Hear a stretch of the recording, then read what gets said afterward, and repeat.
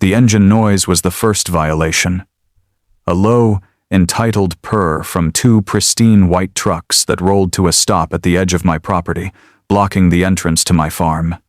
The magnetic logos on their doors read, Community Environmental Services, a name so blandly benevolent it could only mean trouble. I stood on my porch, a mug of black coffee steaming in the cool morning air, and watched the performance begin. A man stepped out of the lead truck, a man whose face was plastered on half the campaign signs in the county, Councilman Marcus Thorne. He was also, conveniently, the president of the new HOA that had been trying to annex my land for the last 6 months. He moved with the easy, practiced charm of a politician, his smile as wide and shallow as a puddle. Flanking him were two men in crisp, tan uniforms, their badges gleaming just a little too brightly, their posture just a little too stiff. Thorne approached my porch, his face a perfect mask of deep, manufactured regret. He held up a laminated document like a priest holding a Bible. "Daniel," he said, his voice dripping with false sympathy. "I'm so sorry it's come to this." He presented the document. It wasn't a fine. It was a death sentence for my land. A final notice of condemnation. According to the thick, self-important text, my farm was in egregious violation of the newly ratified Aquifer Protection Bylaw. My ancestral land, he claimed, was a toxic hazard. His compliance officers, he explained, were here to begin the environmental seizure of the property to protect the community's water supply. He was trying to steal my farm in the name of saving it. I didn't argue. I didn't raise my voice. I took the document from his hand and let my eyes scan the text. It was a decent forgery, I had to give him that. It had all the right buzzwords, the intimidating legal phrases, but he'd made a rookie mistake. In paragraph 3, where he cited the federal authority for his fake bylaw, he referenced the wrong subsection of the Clean Water Act. It was an amateur's error, the kind of mistake a man makes when he's read the book jacket but never the book. I spent 15 years as a lead investigator for the USDA's Office of the Inspector General. My job wasn't just to enforce regulations, my job was to write them. I knew every line, every code, every loophole in agricultural law because I had spent my life hunting the men who tried to exploit them. And now, one of them was standing on my porch. He saw my silence as shock, as the crumbling resolve of a simple farmer overwhelmed by the weight of the law. He thought he was watching a man break. He had no idea he was watching a man who was already dissecting his crime, logging the evidence, and planning the prosecution. He thought this was his party, a media-friendly event where the heroic councilman saves the town from the ignorant polluter. He thought he was in control. What he didn't know was that he'd just invited the one man to his party who knew how to burn the whole house down, and my brother, the sheriff, was about to bring the matches. Marcus Thorne saw a farmer in muddy boots, a relic from a bygone era standing in the way of his profitable future. He couldn't see the 15 years I spent inside the belly of the bureaucratic beast he was trying to use as a weapon.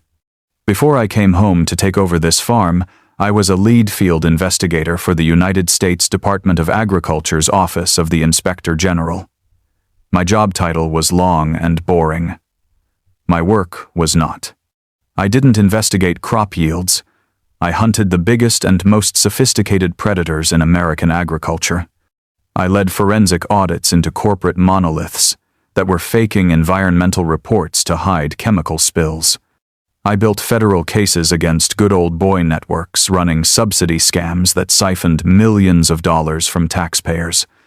I was the man the government sent in when the paper trail was a labyrinth, and the crime was hidden behind layers of corporate lawyers and political influence.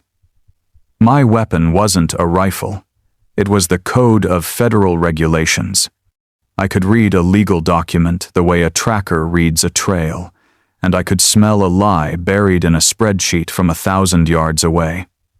I walked away from that life because I got tired of the stench of corruption. I got tired of seeing the biggest fish wriggle off the hook, their million-dollar lawyers finding loopholes I hadn't managed to close yet. I came home to this farm, the same 100 acres my great-grandfather bought with cash and a handshake, because I wanted to do something honest. I wanted to put my hands in the dirt and build something real, something that couldn't be twisted by a lie or a loophole. This land is my sanctuary, but it's also a testament to my life's work. Thorne was accusing me of polluting the valley. The irony is that my farm is a state-recognized model of sustainable agriculture. I don't just follow the rules, I helped write them. My crop rotation methods are taught at the state university. My water reclamation system is so efficient that I use 30% less than any other farm my size in the county. This farm isn't a toxic hazard, it's a benchmark. My expertise isn't just in farming, it's in the very DNA of the system Thorne was trying to manipulate. A few years back, a big seed corporation tried to cheat a dozen local farmers on a new strain of drought-resistant corn. The contracts were ironclad, designed by their lawyers to be unbreakable. The farmers were ready to give up. I spent one weekend with those contracts spread across my kitchen table. I found a single, misplaced clause, a reference to an obscure federal subsidy program that their new seed strain didn't actually qualify for. It was a tiny thread, but I pulled on it. I wrote a single, 2-page letter to the corporation's legal department, citing the specific federal codes they were violating and politely explaining the felony charges their executives could face for defrauding the government.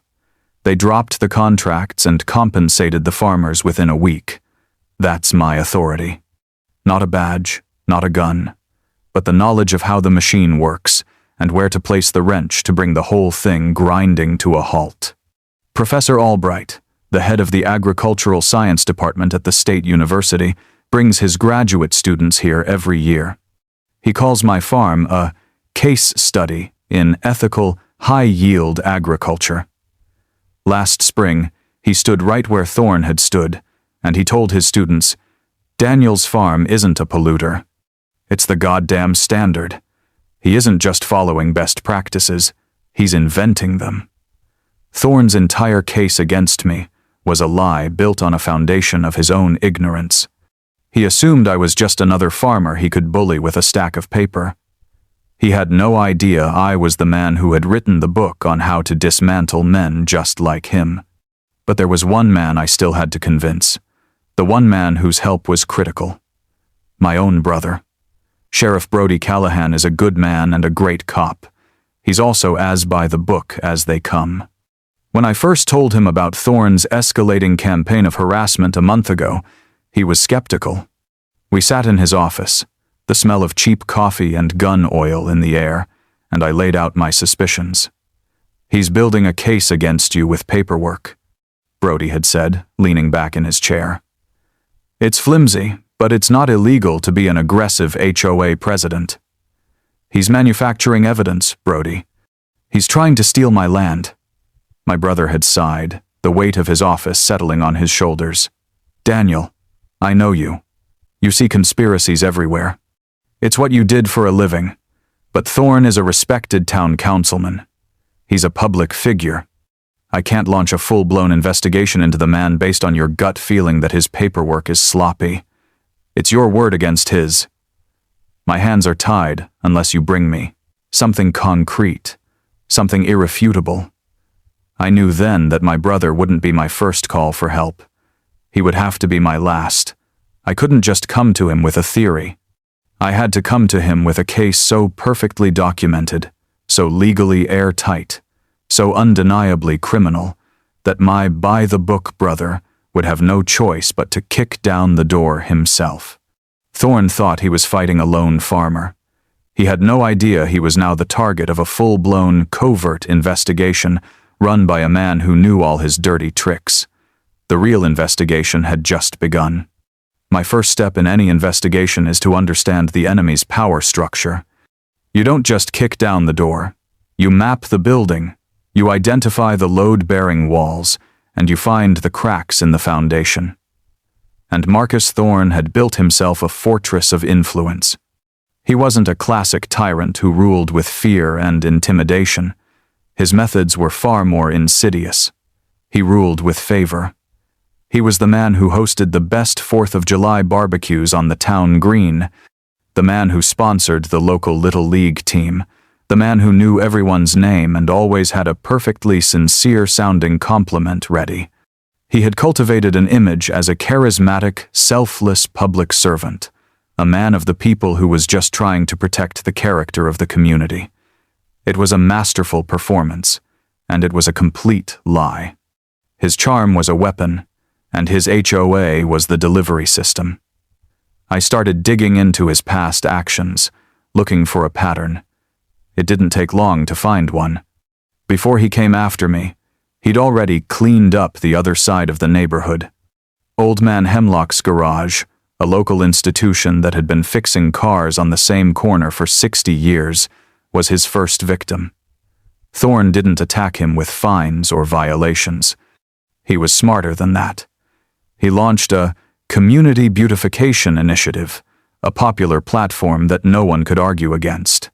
He used his power on the town council to rezone Hemlock's entire block for noise abatement, making it illegal to operate a commercial garage. Hemlock was forced to sell, not to a developer, but to the city, for pennies on the dollar. The land now sits empty, a silent, weed-choked monument to Thorne's power. Then there was the Costas family. They'd run their roadside fruit stand every summer for 3 generations. Thorne didn't use bylaws to shut them down. He used the health department. An anonymous tip about improper food handling led to a surprise inspection in the middle of their busiest season. They were hit with a dozen minor ticky-tack violations, and Thorne used his influence to have their license suspended immediately.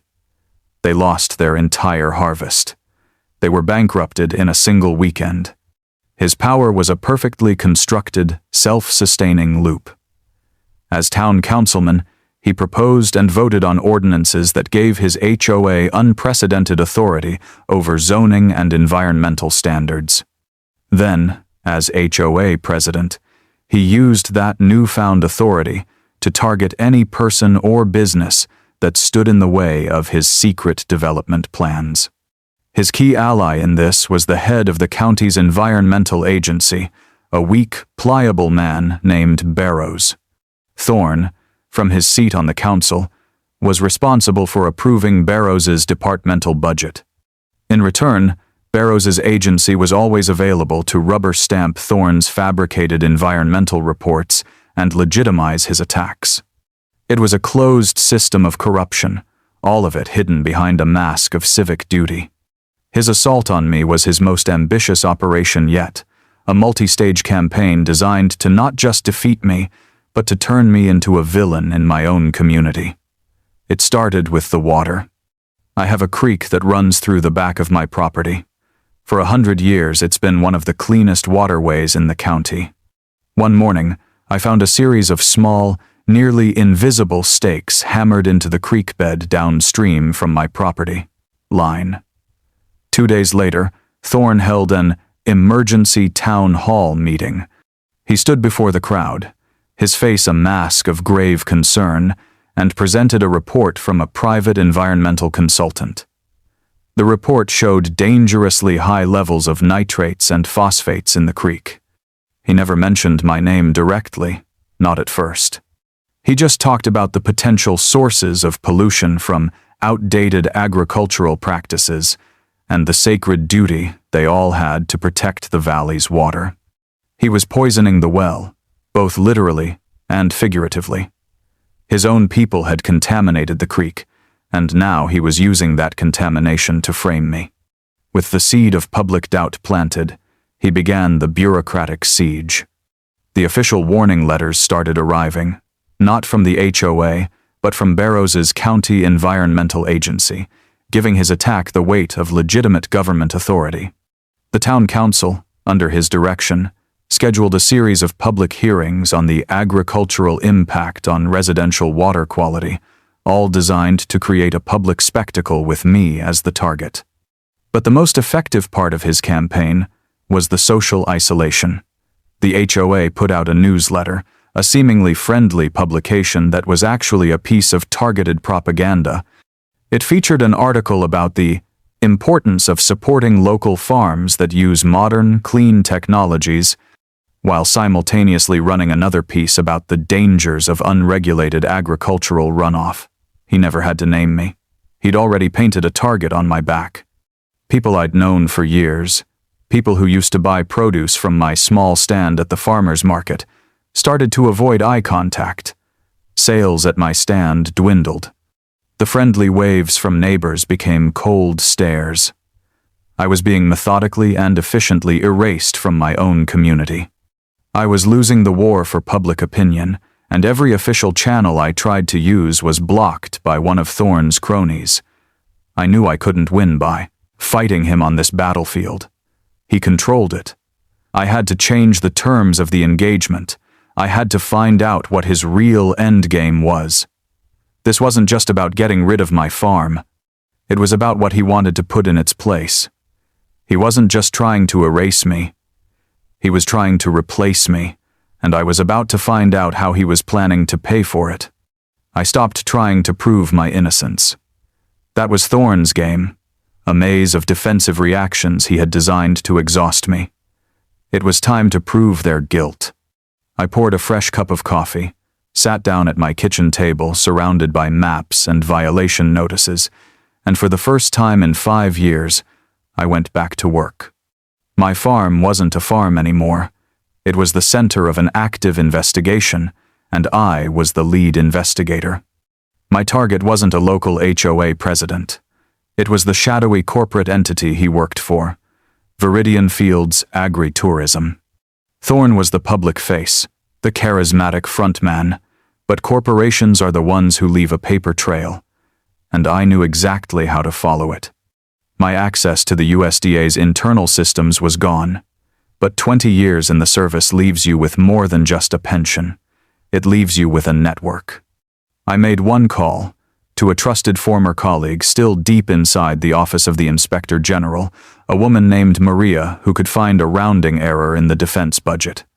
I didn't ask her to do anything illegal. I didn't need her to. I just needed a guide.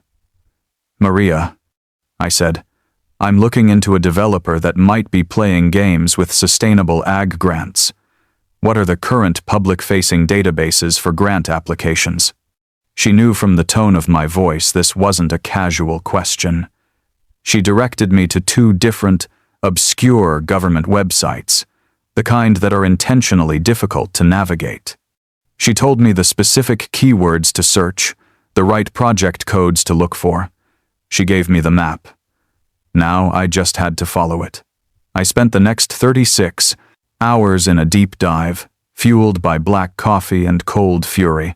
I cross-referenced corporate filings from the Delaware Secretary of State's website with pending applications in the federal grants database. And then I found it. The motherlode?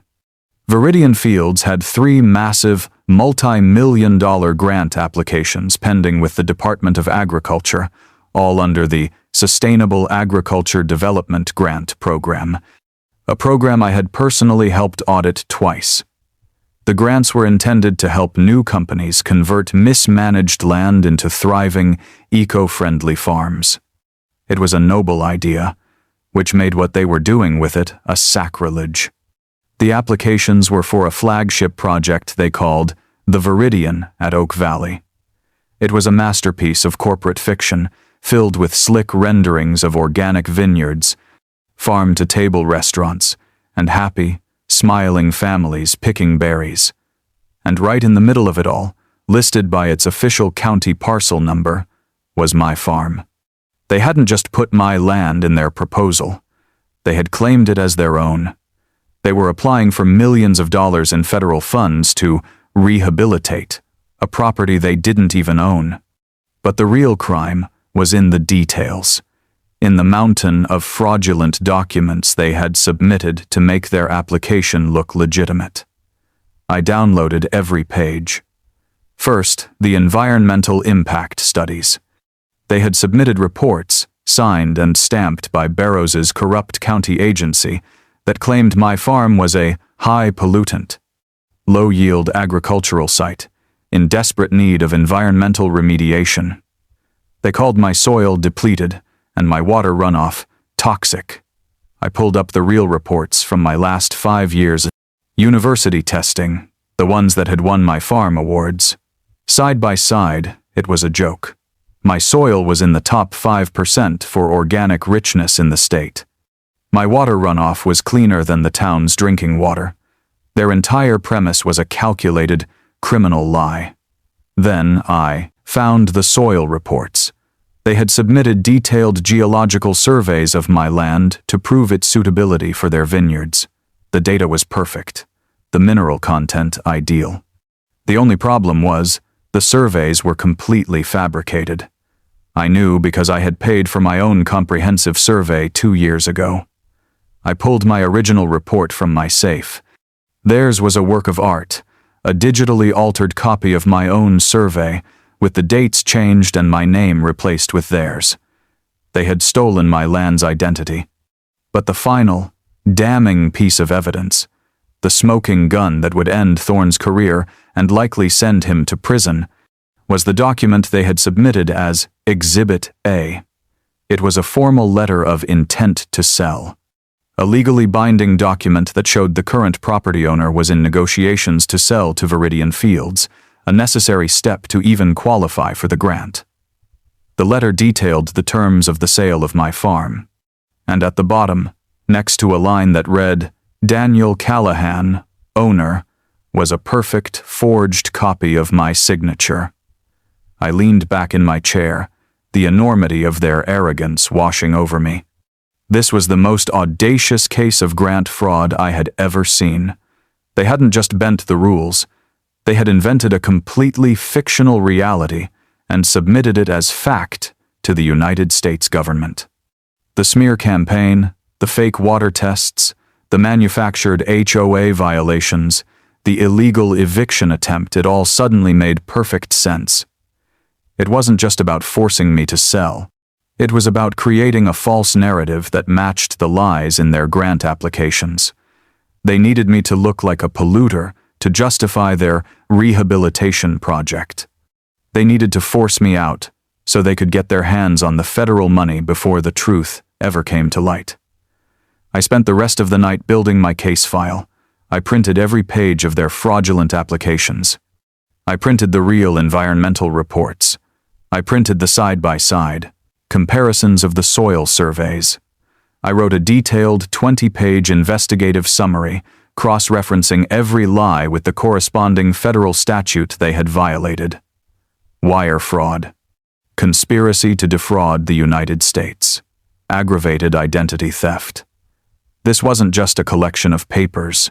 It was a story of a crime, told in their own words, on official government forms. It was the irrefutable proof my brother had asked for. It was a legal atom bomb, all tied up with a neat little bow. Thorne had planned an eviction party, and he'd even invited the media to watch. I decided it was the perfect time to present my findings to my brother and his new friends at the OIG. The morning of the eviction was a perfectly staged piece of theater. Thorne, true to his word, had invited the local news. A reporter and a cameraman were set up at the end of my driveway, their presence lending an air of official gravity to the whole disgusting spectacle. Thorne was in his element, a master of ceremonies at his own public execution. He stood before the camera, his face a carefully constructed mask of somber responsibility, and delivered a speech about the unfortunate but necessary steps the community had to take to protect itself from environmental negligence. He was a hero, reluctantly evicting the villain to save the town.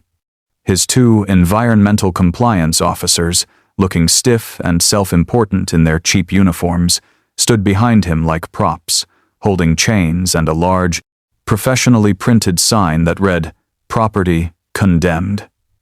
He was painting a masterpiece of deception, and he had invited the entire county to watch. He gave the signal. The 2 fake cops began to march toward my front gate, the chains clinking with theatrical menace. The reporter was narrating the scene in a low, serious voice. This was it. This was the moment Thorne had been planning for months. It was his checkmate. He believed I had no moves left to make. He believed I would either crumble in, defeat, or lash out in a fit of rage, either of which would have served his narrative. He was wrong on both counts. As his men reached the gate, I walked calmly off my porch. I wasn't carrying a weapon. I wasn't shouting. I was holding a single, thick, blue file folder. I didn't even glance at the two glorified security guards. I walked past them and straight toward Thorne, who was still in the middle of his interview. I stepped directly into the camera's frame, and the reporter fell silent, her eyes wide with surprise. Thorne's practiced smile tightened at the edges. He was losing control of his own stage. "Daniel," he said, his voice laced with condescending pity. "Please, don't make this more difficult than it has to be." "I have a few questions," I said, my voice quiet but carrying in the morning air. "For the record." I turned slightly to face the camera, then looked back at him. "Mr. Thorne, you're the president of the HOA and a town councilman, a true pillar of the community. Could you tell us about your exciting new partnership with the Viridian Fields Agritourism Group?" Thorne's face froze. For a split second, the charming politician vanished, replaced by a cornered predator. He forced a laugh. "I'm afraid I don't know what you're talking about. This is about a serious environmental violation." "Is it?" I said, opening the folder. "Because I have their official business plan right here, the one that describes a multi-million-dollar resort they plan to build. And it looks like it's going to be built right here." I held up the glossy architectural rendering from their grant application. "And I also have their federal grant application, the one that lists my farm, by its official parcel number, as their flagship organic property. Could you explain that?" I held the document up for the camera to see. Thorne's face was turning a blotchy red. That's a fabrication," he stammered. "This is slander. This is a desperate attempt to distract from your own negligence." "Then maybe you can explain this," I continued, my voice never rising, never wavering. I pulled out the next document. "This is a letter of intent to sell my own farm to Viridian Fields. It appears to have my signature on it. A signature I've never seen before in my life." I held the forgery up to the camera, my thumb pointing to the fraudulent signature. "Did you forge this document, Mr. Thorne? Or did your partners at Viridian Fields do it for you?" The reporter was scribbling furiously. The cameraman was zoomed in tight on Thorne's face, which was now slick with sweat. He was trapped, exposed, his entire narrative collapsing on live television. He opened his mouth, but all that came out was a choked, sputtering noise. He pointed a trembling finger at me. "He's the criminal! He's the one who should be investigated! Arrest him!" And as if on cue, the party started. The sound of sirens, real ones this time, cut through the air. But they weren't coming for me. A convoy of official vehicles roared up the road and screeched to a halt, blocking in the news van and Thorne's trucks. 3 county sheriff's cruisers, and behind them, 2 black government-issue sedans that had an unmistakable federal seriousness about them. The doors opened, and my brother, Sheriff Brody Callahan, stepped out. He wasn't smiling. He was followed by his deputies, and by 2 stone-faced agents in dark suits who moved with a quiet, lethal efficiency that made Thorne's fake cops look like children playing dress-up. The eviction party had just become a federal raid. Brody walked past the stunned reporter, past the terrified HOA president, and stopped in front of me. He looked at the file in my hand, then looked at me, a flicker of grudging respect in his eyes. "Daniel," he said, his voice a low rumble, "I got your evidence packet." So did they. He nodded toward the men in suits. One of the agents stepped forward. He didn't look at me. His eyes were locked on Thorne, predator who had just spotted his prey. He flipped open a leather credential holder, revealing a gleaming gold badge. The camera zoomed in on it. USDA, Office of the Inspector General, the agent said, his voice flat and cold as a morgue slab. Councilman Thorne, we have a federal warrant. We need to have a serious talk about wire fraud, conspiracy to defraud the United States, and aggravated identity theft. The reporter's jaw hit the ground. Thorne's face, which had been red with rage, was now ashen with pure terror. His carefully constructed world had just been obliterated in the space of 30 seconds. His fake cops were now standing with their hands on their heads as Brody's deputies disarmed them. They weren't resisting. They were tripping over themselves to be the first one to cut a deal, pointing at Thorne and saying, "He told us it was all legal." The entire sordid criminal enterprise had come crashing down on him at his own media event, with the cameras rolling to capture every humiliating second. As the OIG agents put him in handcuffs, reading him his rights, Thorne's composure finally shattered completely. He wasn't a councilman anymore. He wasn't an HOA president. He was just a common criminal, caught and exposed. He glared past the agents, his eyes locking on me, filled with a venomous, desperate hatred. "You think this is over?" he snarled, his voice a ragged hiss. "You have no idea what they'll do to protect their investment. They'll bury you." It was a threat, a final, pathetic spasm from a defeated man. But it was also a warning. He was just the public face. The real monsters, the ones with the deep pockets at Viridian Fields, were still out there in the shadows. But for now, their field commander had been captured. The party was officially over. Thorne's final pathetic threat about his powerful partners was the desperate squeal of a cornered rat. He was a pawn being sacrificed, and he knew it. But the game wasn't over. Now it was. Time to go after the kings. While my brother's deputies hauled Thorne and his crew of fake cops downtown, the federal agents from the OIG stayed behind. Their raid had just begun. The eviction party was over, but my work was just getting started. I wasn't a victim anymore. For the next 2 weeks, I was back on the job, a special consultant to a federal criminal investigation, operating out of my own kitchen. The agents, a pair of sharp, no-nonsense investigators named Russo and Klein, turned my barn into a temporary field office. They recognized immediately that I wasn't just a witness. I was a subject matter expert.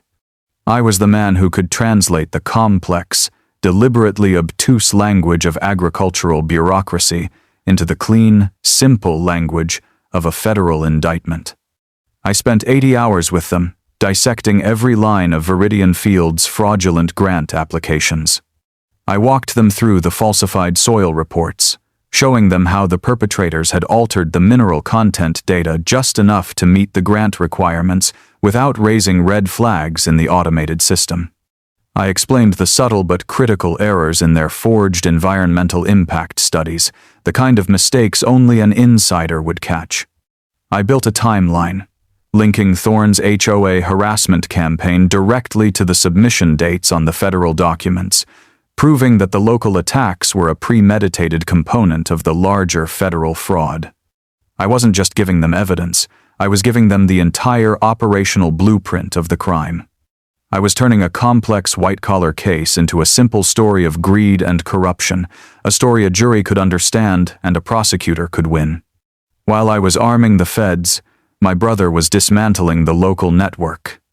Armed with a federal warrant that gave him unprecedented authority, Sheriff Brody led a full-scale raid on the town hall and the HOA's rented office space. It was a thing of beauty. His deputies seized every computer, every server, every file cabinet. They found the secret ledger detailing the kickbacks from Viridian Fields to Thorne. They found the email chain where Thorne pressured the corrupt environmental official, Barrows, to sign off on the fake water reports. They found the HOA's real budget, which showed that the residents' dues were being used not for community upkeep, but to pay the retainer for the predatory law firm that was terrorizing them. The entire corrupt machine was laid bare. The news story, already a local sensation, exploded into a national scandal. The narrative of the farmer investigator who crashed his own eviction party was irresistible. I was getting calls from national news outlets. The story wasn't just about a corrupt HOA anymore. It was about a massive, multi-million-dollar federal fraud ring, and I was the man who had brought it down. The public pressure was immense. Viridian Field's parent company saw its stock price collapse. Their investors, terrified of being associated with a federal racketeering case, pulled their funding. Federal marshals, acting on the evidence from my case file, froze every one of their corporate assets. The company didn't just fail. It imploded, a black hole of lawsuits and federal liens. Viridian Fields made one last, desperate move. They couldn't use force, and they couldn't use the law, so they tried to use money. 3 lawyers in $1,000 suits showed up at my farm one afternoon. They didn't make threats. They were smooth, professional, and oozing a corporate charm that was even more repulsive than Thorne's political act. They represented the parent company of Viridian Fields. And they were here, they said, to make this right. They offered me a settlement. A staggering, life-changing amount of money. $10 million. All I had to do was sign a non-disclosure agreement and walk away, and the federal investigation would lose its star witness. I let them finish their entire, polished pitch. I listened as they explained how this was the best possible outcome for everyone, how it would save years of costly litigation. When they were done, I stood up, walked over to my bookshelf, and pulled down a thick, leather-bound copy of the United States Code. I opened it to Title 18, Section 1343, Wire Fraud. I slid the open book across my kitchen table to them. My price isn't a settlement, I said, my voice quiet and cold. My price is a conviction, for every single executive on your board. That's my offer. I then pointed to the door. Now get off my property before I have my brother add witness tampering to your boss's indictment. They were gone in under a minute. That was the end of their resistance. The final victory came a month later, in a call from Brody. His voice was grim but satisfied. It's done, he said. Thorne took a plea deal. He's going to testify against the entire Viridian Executive Board. He's facing a decade in federal prison, but he's taking the rest of them down with him. The corrupt official, Barrows, had already confessed. The whole network was going to be dismantled. It was a total victory. But then Brody's voice lowered. The trial date is set for 6 months from now, but these Viridian guys, they play dirty. Corporate records show they have a history of making key witnesses unavailable. Be careful, Daniel. Until every last one of them is behind bars, this isn't over. He was right. The war was won. But there was still one last battle to fight. The 6 months leading up to the federal trial were quiet, but it was a heavy, watchful silence. Brody's warning about Viridian Field's reputation hung in the air. They were a wounded animal, a corporate predator backed into a corner, and I knew they might be desperate enough to try something stupid. But they made the same mistake Thorne had made from the very beginning. They saw a farmer, a lone man on an isolated piece of land. They didn't see an investigator who had spent 20 years anticipating the moves of desperate, powerful criminals. I wasn't waiting for a threat. I was preparing for one. I upgraded my farm's security, turning it into a hardened, 360-degree surveillance zone. Brody put my road on a dedicated patrol schedule. We were ready, but the attack never came. They were too smart to try something physical. Their empire was already bleeding out in a federal courtroom, and they knew it. The trial was a slaughter. Marcus Thorne, a broken, diminished man in an ill-fitting suit, took the stand as the prosecution's star witness. He sang like a canary, laying out every sordid detail of the conspiracy, implicating the entire Viridian Fields executive board. He detailed the kickbacks, the fraudulent documents, the deliberate campaign of harassment, all of it. When it was my turn to testify, I didn't take the stand as a victim. I took it as the expert witness who had uncovered the crime. I walked the jury through the falsified grant applications, the forged environmental reports, and the fake letter of intent. I didn't speak with emotion. I spoke with the cold, hard precision of a federal auditor. I presented the facts, one after another, building a wall of evidence so high and so solid that Viridian's team of high-priced lawyers couldn't find a single crack in it. The verdict came back in under 3 hours. Guilty, on all counts. The Viridian Fields executives were convicted of wire fraud, conspiracy, and racketeering. The judge, a woman with a reputation for being tough on white-collar crime, handed down sentences that ensured none of them would see the outside of a federal prison for decades. Thorne, for his cooperation, received a reduced sentence, but he was still going away for a very long time. The corporate dragons had been slain. Back home, the rest of the corrupt structure imploded. The HOA, with its leadership either convicted or facing indictment, was placed under court receivership. The residents, led by the very families Thorne had terrorized, held a final, triumphant meeting. They voted, unanimously, to permanently dissolve the Homeownerassociation charter. The reign of the clipboard tyrants was officially over. The corrupt environmental official, Barrows, was fired and faced his own state-level charges for falsifying public documents. In the next town election, the entire council that had enabled Thorne was voted out, replaced by a new group of actual community members who ran on a platform of transparency and integrity. The story of the farmer who unraveled a federal conspiracy made me a local legend, a title I never wanted. Reporters showed up at my gate. I turned them all away. I wasn't interested in the fame. I was interested in the quiet, honest life I had fought to protect. The real victory came a few weeks later. One Saturday afternoon, a few cars pulled up my driveway. It was the Hemlock and the Costas families, the ones Thorne had crushed to get his project started. They didn't come with reporters or fanfare. They came with pies, a case of beer, and calloused hands ready to help. We spent the afternoon rebuilding a section of fence that had been damaged in the chaos. We didn't talk much about what had happened. We didn't have to. It was a quiet, simple act of community, of rebuilding not just a fence, but the trust and decency that Thorne had tried so hard to destroy. That evening, as the sun began to set, casting long shadows across the peaceful fields, my brother Brody pulled up. We sat on the porch, the same porch where this whole war had started, and watched the sky turn from blue to orange to deep purple. He was quiet for a long time, sipping his beer. "I'm sorry I doubted you at the beginning," he finally said, his voice low.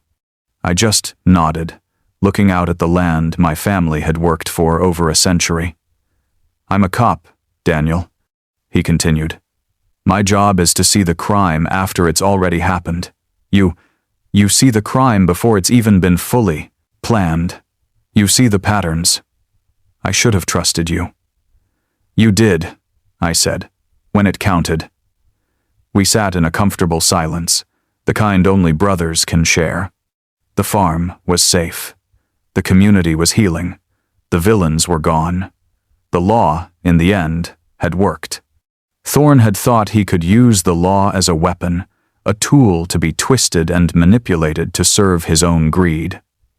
He forgot that he was picking a fight with a man who had spent his entire life turning the law into a shield. He brought a party to my farm, all right.